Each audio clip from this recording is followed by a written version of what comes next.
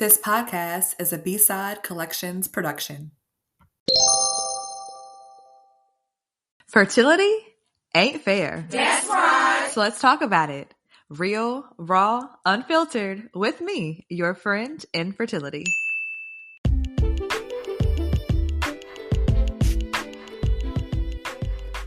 Hey, welcome back to another episode of Fertility Ain't Fair. I am your host, Britt, and yes, I am excited to have you pop in with us today. If you are new, welcome to our community, welcome to our space.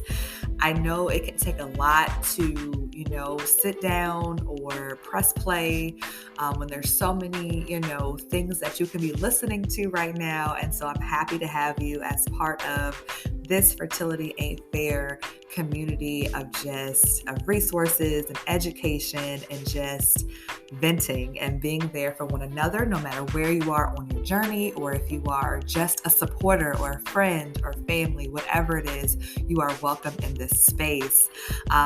Real quick, we are a community that is here to normalize the conversations around infertility, reproductive health, and also parenthood for all, and however it looks and however you get there. So if you don't already follow us on social media, please do so at Fertility Ain't Fair. Check out our website at fertilityaintfair.com and just enjoy this space and make sure to like, comment, and share. And if you are returning, well, hey, welcome back. I'm glad to have you. So on this episode, you've realized that the title is It's Already Done, period. And our guest, Penelope McCown, she never wavered in her faith when it came to knowing that in whatever time it would come, that she was going to, bring life into this world. And she absolutely has been able to do that. However, it was a long road to get there. She's a dedicated wife, a mother to their miracle daughter, who's now a toddler. And she has also started her own high-end luxury brand of infant and toddler products and apparel dedicated to the celebration of the uniqueness of African-American infants and toddlers. And that is called Coco Baby Love LLC, which is live. Go check her out. We'll get into all those details. But yeah, Penelope got to that space after a long road, multiple tests, different diagnoses, ultimately getting diagnosed with unexplained infertility. And she will talk about how that felt and still feels to this day, and how frustrating that can be. They then went to 3 rounds of IVF, including a failed round, a devastating miscarriage, and then the miracle of their daughter. But we know those things take a physical, emotional, spiritual, financial toll on life itself. And so she's going to talk about how she remained faithful and dedicated as a woman of faith to just really knowing that it was going to happen for her. And she also mentions that when Michelle Obama came out, right, and she talked about her struggles with infertility, that was a breakthrough for her. And she has this quote, which I love, from Michelle Obama that says, "Your story is what you have, what you will always have. It is something to own." So in this episode of Fertility Ain't Fair, we are going to let Penelope tell and own her story. So let's hop in. All right. Well, we are going to welcome Miss Penelope, boss babe, boss mom, into Fertility Ain't Fair. Come on in. Yes, thank you so much for having me. Yes. Trying out some sound effects. We're going to get that right. Yes, I love it. Yeah. Thank you. Love it. Thank you so much for agreeing to hop in with Fertility Ain't Fair. We are excited to hear your story and for you to give us some words of wisdom, and I'm sure some good encouragement, Yes. as we are all at different, of course, stages, phases of our journeys. And so you have already made your transition from infertility to fertility. And so that's super exciting. So we'll get into all of your boss moves, Coco Baby Love. We'll talk about your amazing 2-year-old, but let's just start from the top. Okay. How do you define yourself? What is a word or a number of words or phrases that you would use to describe who you are? Yes. So first, I would have to say I am above all, resilient. Mm, Through this whole process, it's really tough. As many of you know, this is really, really hard. And mhm, while many times you feel like it can break you, I didn't let it break me. I mm, really it was able to just keep going and just realize that there will be success in the end. mhm, Now, I may fuss about it or complain about it, but I'm going to be resilient. I'm going to be able to really just fight through the situation. So that's the first thing. I'm really good also at just being able to adapt. Whatever the situation is or whatever is going on in my life, I really try to number one take it in, mhm, but really make the best of it. And this is the perfect example of that. mhm. So, with the IVF journey being so painful, I was able to turn my pain into a passion. Yeah. And to me, that's, being able to adapt. So, my pain was the miscarriage. My pain was, being unable to conceive again. Then my passion, of course, became shedding light on this topic. My passion became being able to celebrate my daughter and being a mom and other children. So I think that's definitely something that I possess, which is, a plus, I feel. Also, I would have to say I'm persevering, which kind of wraps around Mhm, in the resiliency and mhm. all that. Like I'm going to just keep going. Sometimes I feel like I can just be relentless and just annoying to everybody around me. But I really feel like if it's in my control, Mhm, I'm going to do it. mhm. And that's one thing that, made this journey so hard because it was not in my control. Right. And I'm used to being persevering and just getting it done. But this one thing I just could not do. Mhm, But, I was able to still press on. And lastly, even though it's kind of cliche, I really think I'm a very kind and empathetic person. mhm. you know, Yeah. everybody likes to say that about themselves, but I really feel that I'm very kind and very loving. And if I care about someone or about something, I'm really gonna just ride hard for them and just do all I can Mhm. and to protect them and then be there for them. So that's a few words about me in a Love it. nutshell. Look, that's a Just a few few really words. strong words, powerful words. Yes. And I think those 4 words are words that we all in this journey hope to be able to achieve on some level because they're Mhm. necessary to survive it. Um, Mhm. so thank you for sharing that. Yes. So let's go back in time.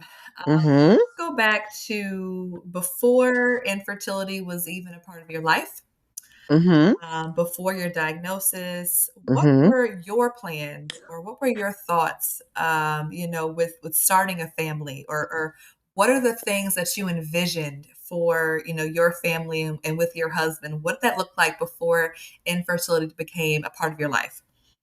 Well, let me just start from the beginning. So I think I went into a little bit like I really try to just persevere and just make it happen, right? Mhm, mhm, So, and I plan everything out in my life. So this was nothing different.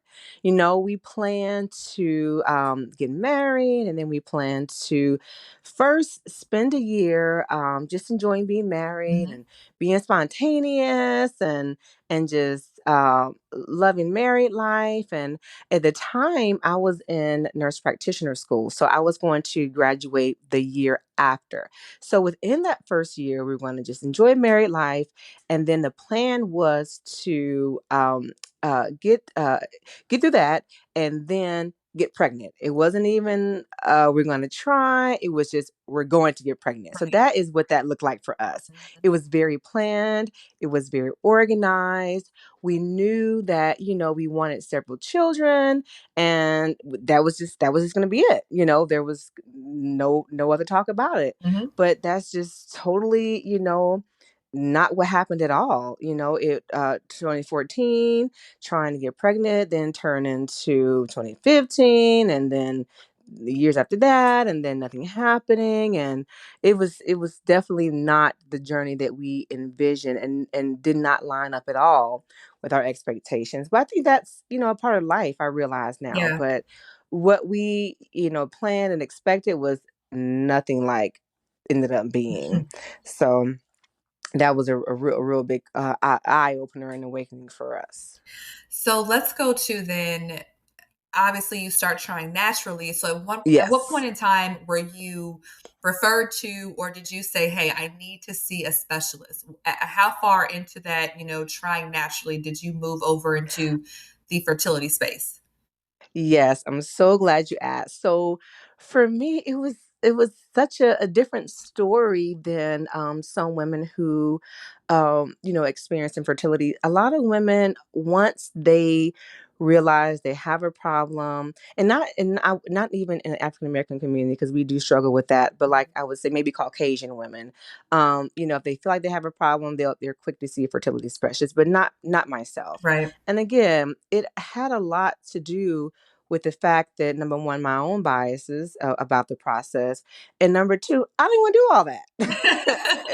I was like, no, I'm not gonna do all that. And Right. number three, I never, I never thought I would have the problem. I really didn't think I needed to do it because I'm in control, right? Mhm. Whatever I try to do, it's gonna happen. But that's not the case. So what we ended up doing, we ended up trying naturally for some time, just at home, and when I say at home, I mean not going to the doctor. We haven't gone to the doctor yet, other than, my yearly exam. So, we tried for several months, and then nothing. And then we went to my OBGYN, because at the time I was 30, about 32 or 33. And then it's so funny because then I'm like, well, I'm getting older now. But here at 40, I'm like, okay, well, really, 32 is 33 is young, especially in terms of people having children later in life, but Mhm. that was neither here nor there. So I tried at home for several months before going to the doctor, because I felt at the time, and just having the knowledge of the healthcare knowledge, I knew I shouldn't wait too long. Mhm. So it's funny because when I went to the OBGYN, he was like, okay, well, you're over 30, or 33. I think, we should at this point try to give you some aid, fertility aids. So I was okay. Well, I'm open to that. So we ended up doing Clomid. And so Yep. with Clomid, that you're only supposed to take it for like a few months. And then Yes. after a few months, with time Mhm. ovulation, if it doesn't work, you're supposed to move on. Mhm. So I'm like, okay, well, this is it. This is it right here. Yes, this is my Mhm. answer. This is gonna work, right? So for several months, that's what we did. I took the fertility medications. I timed my ovulation. I said, okay, I know I'm ovulated. We did what we were supposed to do, and nothing. Month after month after month, nothing. I'm like, okay, well, maybe this is maybe some, I don't know. This is a little weird. So then at the end of the predicted time, I went back to the doctor. He was like, okay, well, we've tried this. You're not pregnant. I think you should see a fertility specialist. I'm like, well, wait a minute. It's only been a few months. Hold on. I don't want to Right. do all that yet. I'm like, and sometimes I'm convincing him. I'm like, sometimes it takes some women to get pregnant, right? Mhm. And he's like, okay, okay, Miss McCown, if you just, that's okay, fine. Here we can keep trying. So did it again, month after month after month, turns into next year, kept going over and over, because I couldn't accept the fact that this was not working. Right. And while doing that, of course, I'm doing everything else. I'm, doing all the teas, I'm doing all of the supplements, Mm. I'm Mhm. doing anything that I can, find online. I mean, I'll spare you all the details, but everything I heard worked, everything that can help. We tried all of that. Looking back, some things sound just very bizarre, but Yes. I was so desperate I get it. to I try. get it. I get it. I get it. I tried. Mhm. So, the turning point for me was when I had heard about this crazy wives' tale that I went to a doctor. This was a different OBGYN. My current one was out for the day. I went to a different OBGYN, and she was an African American female. So I told her what I had heard, and she looked at me. She was like, Miss McCown, it doesn't take all this to get pregnant. I was like, you know what? You're right. It doesn't. It really doesn't. So I think I just needed to hear from Mhm. another African American female. And Mhm. finally, I was like, okay, I give in. I'll go and see what they're talking about. So it really wasn't until that we really tried everything, and just getting a word from someone who I can relate to. Yeah. I think that's when it finally resonated to me that we need help. Mhm. So that was the turning point for me. So it did took several years, which looking back, I know it doesn't take that long. And so I don't think I would have done it any differently, because I really wanted to give myself a fair chance. Mhm. So yeah, it took several years, but finally I was convinced to go. And so I'm glad I did. But that's what it took a lot for me to go though. But like you said, it takes a lot. It's hearing it from somebody else. It's Mm-hmm. wrapping your brain around the fact that, okay, I don't wanna accept, as you mentioned, that it's not happening the way I thought it always would, or, Mm-hmm. I heard someone, recently say it was the death of expectations. It Yes. was the death of, Mm-hmm. my body functioning the way that I was Mm-hmm. always told it should. Mm-hmm. And it can take everyone a different amount of time, as you mentioned, to adapt and Absolutely. accept the fact that, okay, it may not look the way I always thought it would. That is so true, and that was so hard for me. I Mhm, think too, because I everything in my life was so planned and everything I was able to achieve, but this here is just was not in my control, and it was just mhm, crushing. Not only I couldn't do anything about it, but just the fact that my body was failing. mhm. And Yeah. and I really just I felt like I went into like a big picture about it. My whole thing was this is what God said I'm supposed to do. Right. I felt like I'm supposed to be able to create. I'm supposed to Mhm, be able to bear children. So I really went deeper with it. And I think that, that really bothered me the most. And mhm. it really affected my true identity, because I Yes, felt like I was put on this earth to be a mother. yes. And, although, some people don't feel that way, that's what I felt like my Mhm, purpose mhm. was. And to not be able to do that, that was just crushing. So, Yes. yeah. Mhm. Completely, I'm in the same boat, and I feel, because I also feel that, from the beginning of my life, I've always been maternal, I've always wanted children, Mhm. and as you mentioned, it was just what you thought you were supposed to be able to do, and that feeling of failing Mhm. is one of the hardest things to overcome. You can overcome the pain, you can overcome the needles, you can overcome Mhm. relentless testing, but feeling as if your Mhm. body is failing you in a way that it's supposed to naturally function is so hard. Mhm. And that's something that I've had to, wrap my brain around and accept, but also with my husband. And so I'm Mhm. going to jump around a little bit, but Yeah, I'm going to go sure. to you and your husband, Mhm. because of course this is happening not just to you, Right. it's happening to you all together. Mhm. And so, what was his reaction when all of this started to happen and you get into the infertility space? How was Mhm. he, how did you all support one another, and how did Mhm. that develop? Because that's a Mhm. large change in a marriage when it comes unexpectedly, as most of the time Mhm. it does. Mhm. Mhm. No, you're so right in that it can really affect a marriage, number Mhm. one. And and for us, we had been married for a few years when all this started, and I saw then that he was just the biggest support for me, Mhm. because as some men are not could be not very supportive just because of their own expectations. Mhm. And my husband was he says he's very calm anyway. And when I was frantic about all of it, then he was able to remain calm. Yeah. And I think that's really important, to have a talk really, prior to marriage for me, looking back, what if we can't have children? Yes. I think that's an important thing to ask yourself, or your potential mate, because you may be faced with that, number one. Mhm. But also he didn't when I would really talk down about myself or Mhm. really be negative or really look at it this it as a bleak future, he would encourage me and just encourage me to keep going and just know that this is, not God, what God has for us.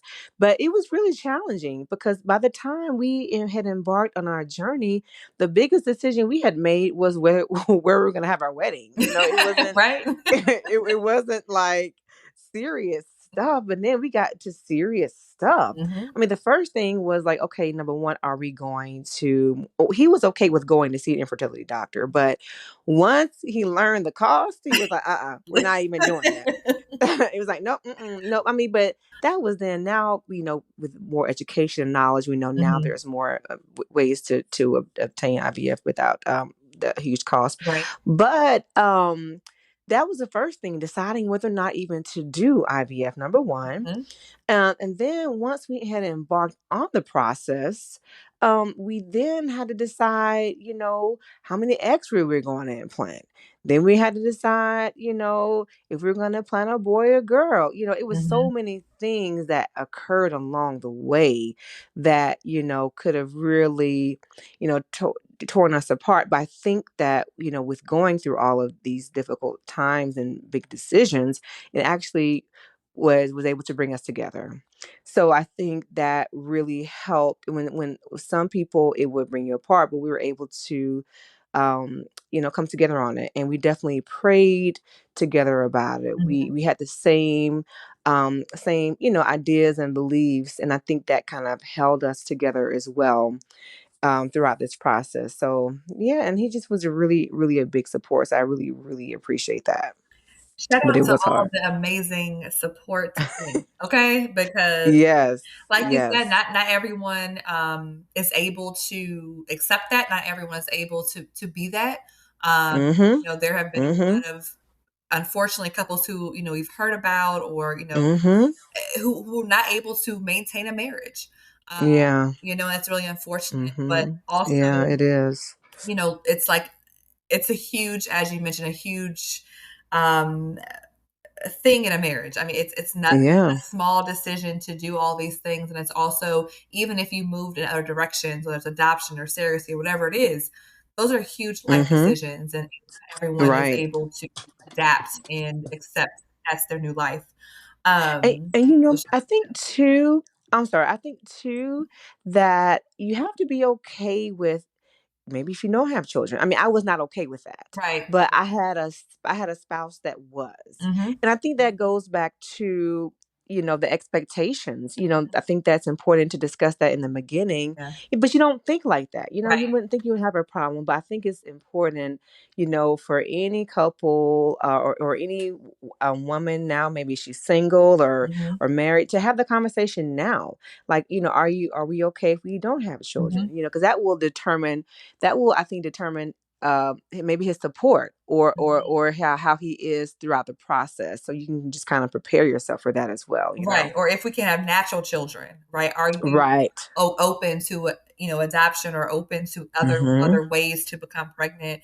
And I agree. I think I was talking to a friend and we were saying, we were always kind of taught to have the kid talk right before Mm-hmm. marriage, or when you're dating someone seriously. It's like, hey girl, Yes. make sure you talk about finances and That's right. children and agree on things, but no one ever tells you to ask Mm-hmm. not how many kids do you want, but what if, as you mentioned, we cannot have children or we cannot conceive Mm-hmm. naturally? Is that a deal Mm-hmm. breaker for you?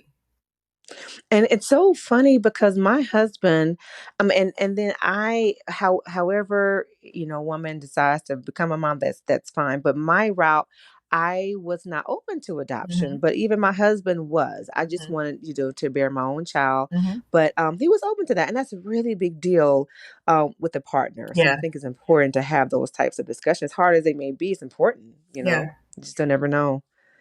Yes. So, okay, Yes. going back to your infertility diagnosis. Mm-hmm. So, after a couple years, you have, Yes. of course, the barrage of tests, and then Mm-hmm.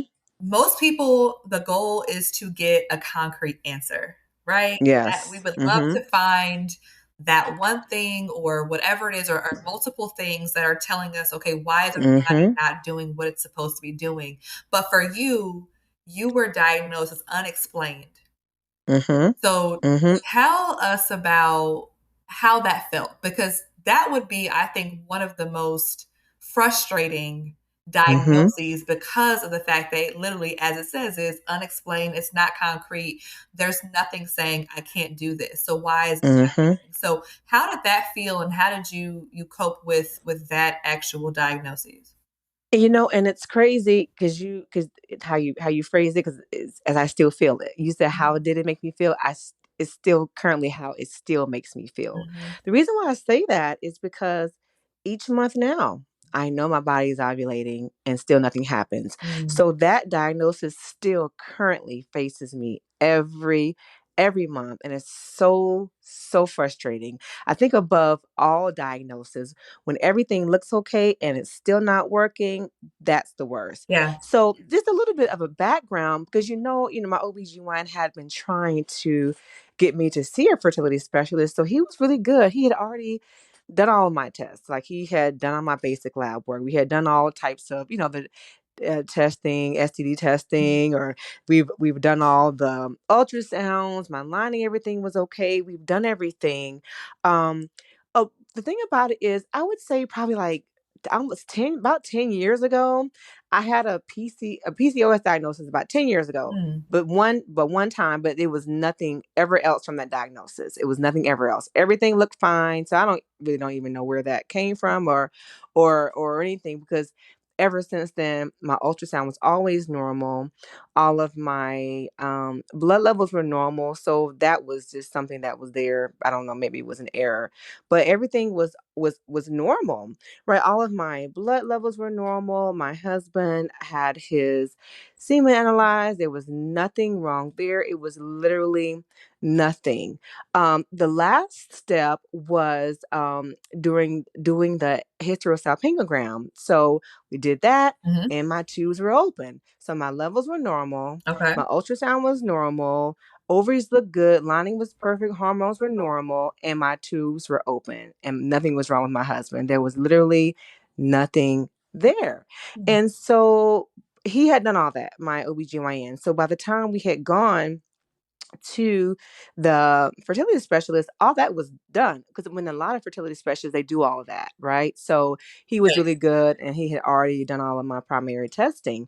And so, when we went to the fertility doctor, he was just like, I don't know, this is just something that happens, and we just don't know.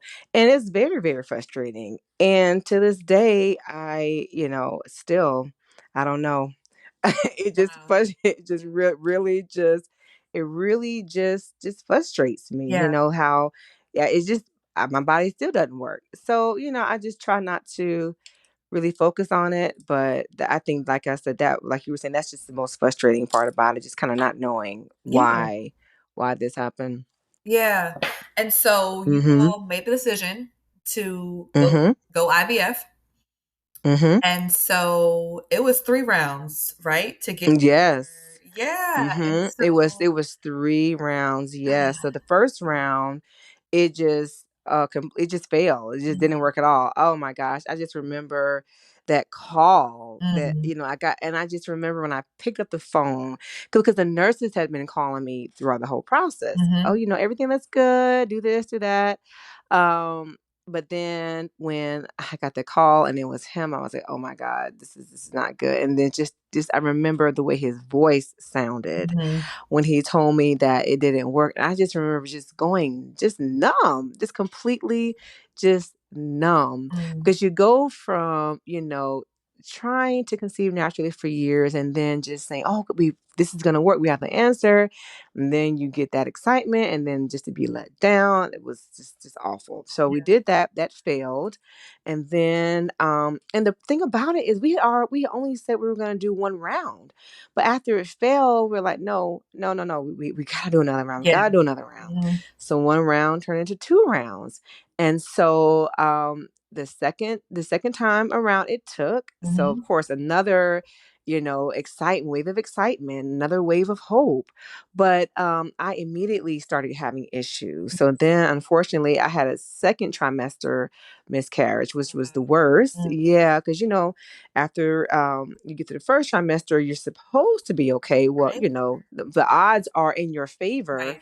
in the second trimester, but ended up losing that baby and found out it was a little girl. Oh. So that was devastating. So of course we're like, okay, well, we gotta do it again. We gotta do it again. Yeah.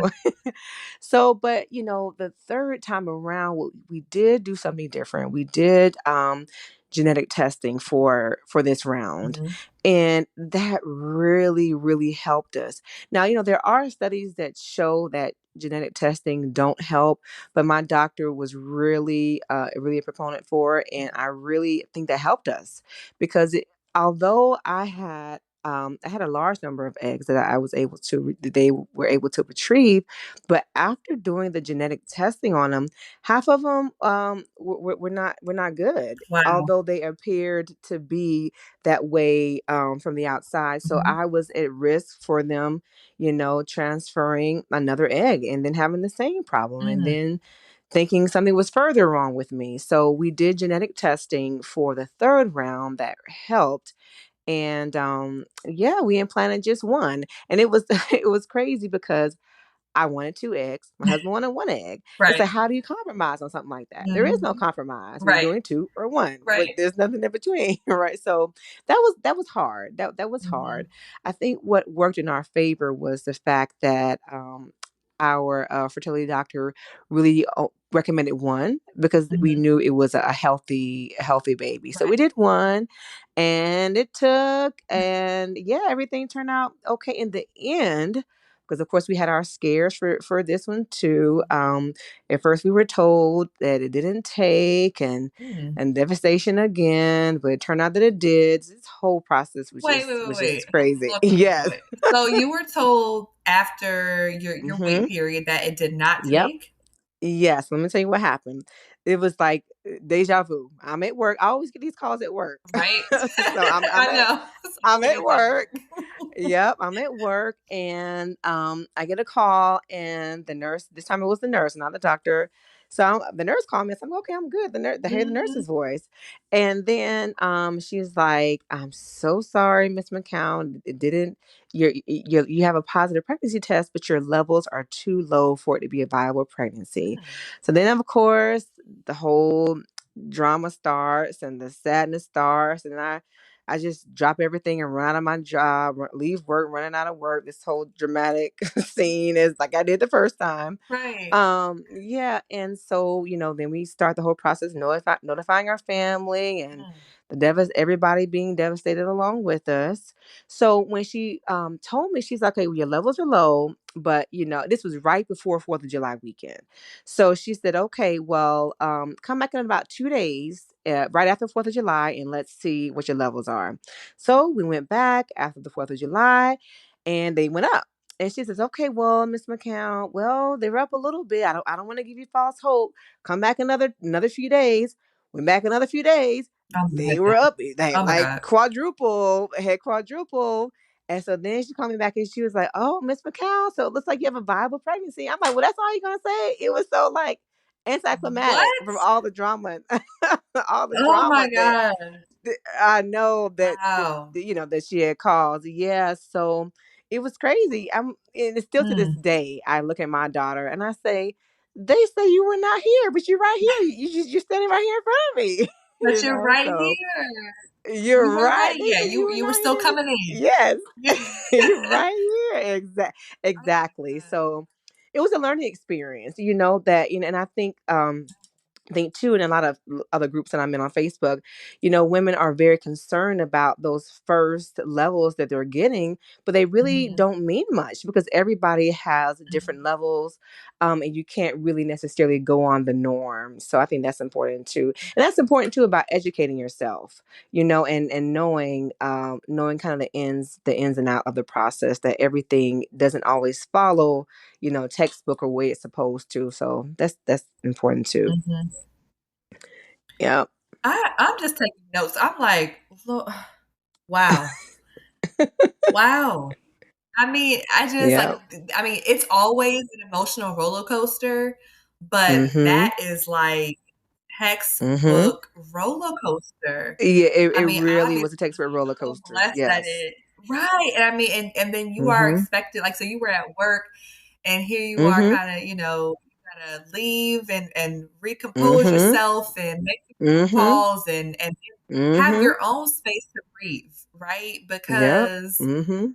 telling everybody else is one thing, but then having your own kind of quiet space to grieve and, Right. accept what just happened and then being Yep. told, "Oh, no, just kidding." Like, "Just That's kidding. really It's exactly fine." how it was. Oh my goodness. Oh my goodness. That's really exactly how it was. I mean, so we had already told about all of our friends and our Mm, family, and then the devastation again. Oh my God, just thinking about it just was just, it's a nightmare. But hey, God had a yeah, final word, so that's what it was. he did. That's what it was. Yep. And on that Yep. note, bringing up the big man. So, how were you able? Because faith is tested. I mean, Oh yes. This is Oh this is one of the yes. highest levels I think of faith being tested Mhm. is infertility. Mhm. Um, Mhm. and I mean, amongst a lot of other things, but this is definitely one of the hardest tests I think in our lives is this journey. So, Yes. how were you able to maintain your faith? And was there any point in time in your journey where you literally were angry with God or you had to say the why me or how did your faith journey change or did it change throughout Mhm. that part of your life? Yes. So it's a loaded question. I really feel without my faith and the relationship with God, I would have crumbled long, long time ago. Long time ago. Mhm, I really had to believe that God's will for me and my husband was better than I ever imagined. I had to believe that. I actually mhm, drew closer to God through this process because I had to just lean in and draw into the Word.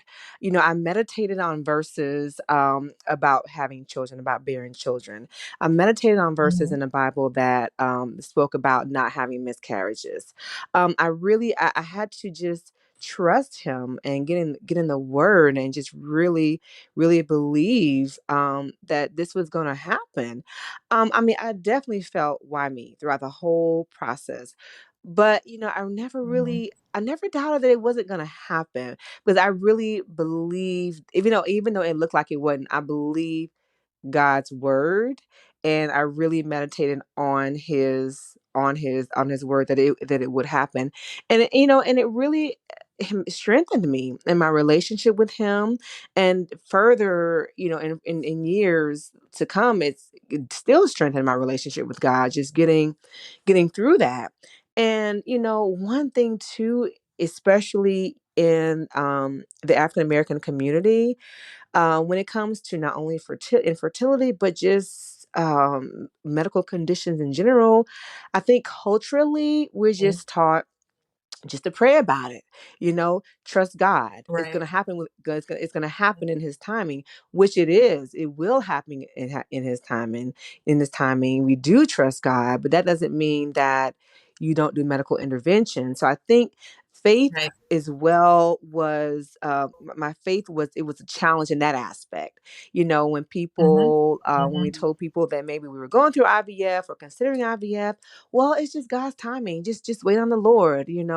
So that was a struggle, waiting on the Lord per se versus seeing infertility doctor. So that was one struggle that I have, but I really just believe that God heals us in different ways, whether it's naturally or whether it's through a medical intervention. And I think maybe I feel that way as a medical provider, Mhm. that we have these interventions that are made to heal us, and God works through doctors and He works through nurses, He works through modern Yes. medicine. Mhm, Modern medicine. So mhm. that was important. So faith played a role in that as well, because I think a lot of women, African American women, they have guilt in that, Yes. and they have guilt in seeking treatment because they feel like they're failing in Mhm. that, and they're not trusting God. So For me, like I said, I think my relationship with him is strengthened. It helped me and my husband pray together and study the word together. And, I think the lowest point for me was not necessarily the failed transfer, but was for the miscarriage. I had Mhm. to really believe that we had not made it this far and then miscarried for us not to have a child. So I think Right. right then at that moment, that's when I had to be the strongest. I'm like, Lord, how? Why? Like, how did we go through IVF, fail the first time? Why, God, did you allow me to get pregnant and then lose this child? Mhm. I still don't know why it happened. And I mean, and it's Right. not our job to question God. So that was a tough time for me. But again, I just believe that no matter what it seemed like, that it was already done. That's what I kept telling myself, it's already done. And it was. So Yes. I love it. So getting to mom life and Cocoa Baby yes. Love. Well, let's talk about it. Let's talk Yes. about, so how have things been as a mom of a toddler and Oh having Cocoa gosh. Baby Love LLC? Tell us a little bit about what it's Oh, like just to look at her every single day and know where you oh my started and where you gosh. are. Like, what has that been like? It's unbelievable. It's literally unbelievable. You Mm. know, our lives can just change just so much in 1 year. You know what I mean? It's crazy that I started with not even being able to conceive to now have a brand that was inspired by my child. And I never even thought anything like that would happen. Because to be honest with you, I never really saw myself as an entrepreneur per se. I always been innovative. I've always been creative, but I never really saw myself in owning, something like this. But after my Mhm. journey to motherhood and the type of mother that I am, I was really inspired to create this brand because of her. The name is from her. She's my baby love. So the name is Coco Baby Love is after her. So Mhm. I because it was so hard for me to conceive her once I finally had her. I just all mothers take care with their children, but I think for me, I was just really focused on making sure she had the best everything. Again, all mothers do this, but I think because of the loss that I had, the struggle that I had, I think I was, Yeah. it was just a different take for me. So Mhm. that has affected the type of products that I carry, and things of that nature. So it's definitely been a dream that's come true once I had her, but it's hard because I wanted to give everything to her as far as my time, and it's hard to run a business and be there present for your children and for your husband, but there's nothing above her, and I don't want anything to ever get in the way of that. So I really have to make a conscious effort to work on the business and actually be the best mom that she deserves. So it's been a challenge, but it's been a blessing in itself. Yes, so you have high-end luxury brand infant and toddler Yes. products, and I love it because, and Mm-hmm. apparel, but I love it because it really is representing African American infants and Mm-hmm. toddlers. And so Mm-hmm. I think, for all Yes. the moms, as you mentioned, who are looking for the best of the best for their brown Yes. babies, I love to Yes. see it, and I can't wait to just buy something off them when my time comes around. When my time comes, I'm coming to the website, and I am going Yes. to. Yes. Thank Oh, hello. you. No, I receive it. Yes, I you're do. I welcome. absolutely receive it. So we've talked about a lot. And so at this point, what are the final thoughts? What are the final things that you want our audience to be left with when it comes to knowing who you are and knowing things about the journey? Well, I would first say that anybody who is not only experiencing it but think they may have a problem to seek care early on. I think it's important to not necessarily keep struggling if there's help. And I think the earlier people try to see what the problem is, the better, or the earlier the better, the more they can know what their options are. And I Mhm. think it's important for people to know that if they are experiencing this, that they're not alone. I mean, because we felt so alone through the process, but there are many people that are going through Mhm. this. I think that's Mhm. important for others to know that they are not alone on the journey. This is something, IVF and surrogacy and adoptions are things that we as an African American community do. So it's important Mhm. that people realize that, and not getting caught up in the judgments that they think they receive, because everybody deserves a shot at motherhood or fatherhood if that's what they desire, and not to be influenced by other Mhm. outside people on their journey. So yeah, and just keep going and not to give up, all that good stuff. But yeah, I just would really encourage people to just stay encouraged. And I'm really just, I can't stress enough that people don't know where their life is going to be just a year from now. You know what I mean? So just whatever your Right. people's situation Mhm. looks like right now, I mean, it could be different next month. So just persevere, Mhm. keep going, and really just not giving up. I love it. Thank you so much. And so Yes. how can people find you? Where are you on social? Plug all of your handles and all of that good Yes. stuff. Yes. So I'm going to back up a little bit. So my brand, Yes. Cocoa Baby Love, actually is going to be officially launching next month. So Cocoa Baby Love is a platform um, for infertility and for encouragement and support for African American women, but it also is a product line. So the product line will be launching next month in January. I cannot wait for everyone to see all the products and the hard work I've been putting into. And I really think it's going to really make strides in bringing awareness. I'm super, super excited about that. And so the website is launching along with the product line next month. So stay tuned for that. But for now, I could be reached on Instagram and Facebook at Cocoa Baby Love. Follow me and let's interact and just learn about the process and just connect.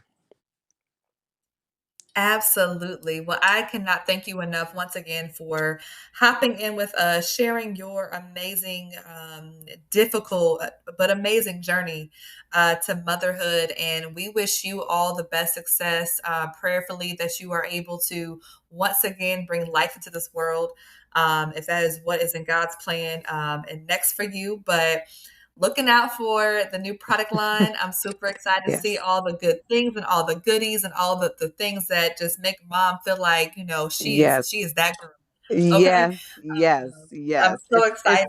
So Especially after the struggle. Especially after the struggle, yes, we yes, deserve to really feel good and to celebrate our yes, children. That's really what the brand is about. yeah. Feeling good as a mom and celebrating our children. I love it. Well, thank you so much for hopping in today, Thank and you we look forward so to seeing all the new things. yes, I'm so excited.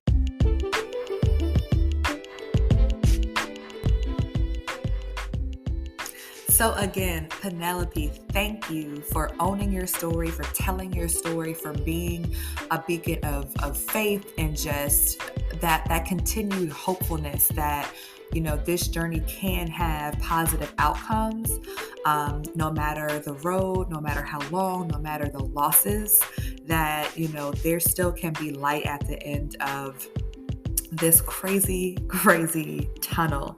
So, I'm gonna give you a couple takeaways, and I know you have your own, but my top ones were these. Number one, know where you stand on the different options to become a parent.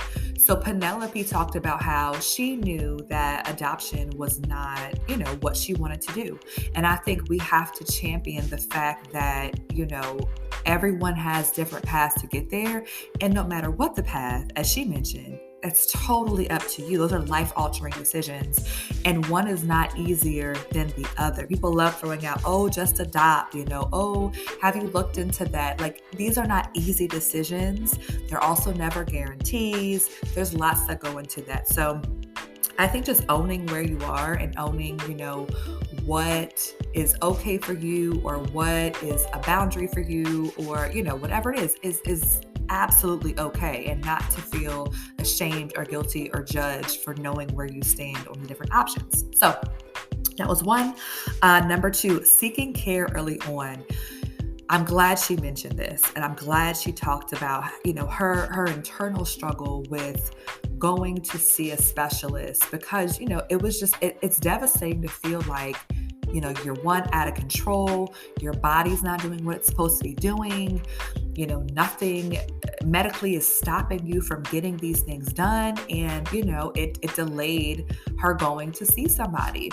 And so, know your options, get educated, but don't keep struggling. If you have a thought, if it has crossed your mind at any point in time, like, talk to your doctors, talk to your care team, find a specialist, and just see what's going on, right? Like, don't keep struggling. See what's happening and move forward with more information than you had when you started, that conversation of those questions. Okay. And number three, you are not alone. And I know we say this in like every episode, and it may seem like, well, duh, we know that. That's why we're here. But regardless, I think no matter how many times we say it and that we know it to be true, and we see the stats and the facts and all of those things, when it first hits you, you still, I think, a lot of times feel alone. You feel like you may not know anyone else who's going through it personally. And it still may feel isolating at times. Even myself, like, I know for sure that I'm not alone and I have support and all those things, but there's still moments that it feels isolating. And so, she mentioned, don't get caught up in judgments and outside people, on this journey. And keep that in mind as well, because everyone's going to have an opinion or a thought if they know what's going on. She mentioned getting, questions or judgment from people in the church, for example, or friends when they decide to do IVF. Guess what? Not their business, not their decision. So keeping that in mind, because, different people, friends, family, whoever may have opinions on what's happening, but it is not their business. And we know that to be true. So thank you again, Penelope. We wish you nothing but success. Make sure you check her out on social media and check out Coco Baby Love LLC on the web. Buy some of her amazing products for yourself or for someone else as a gift, and keep her lifted up as we keep all of our guests lifted up as they go through whatever is next for them. So it's already done, y'all. That's all I have to say in this episode. This is the beginning of National Infertility Awareness Week, so I am planning on doing a bonus episode to give y'all an update on where we are, me, my husband, where we're at, what we're doing, because it's been a little while, so I'm going to give y'all updates. So keep that in mind, celebrate this week, share with somebody else who may not know about it, and as always, I am your forever friend in fertility. Until next time, stay hopeful.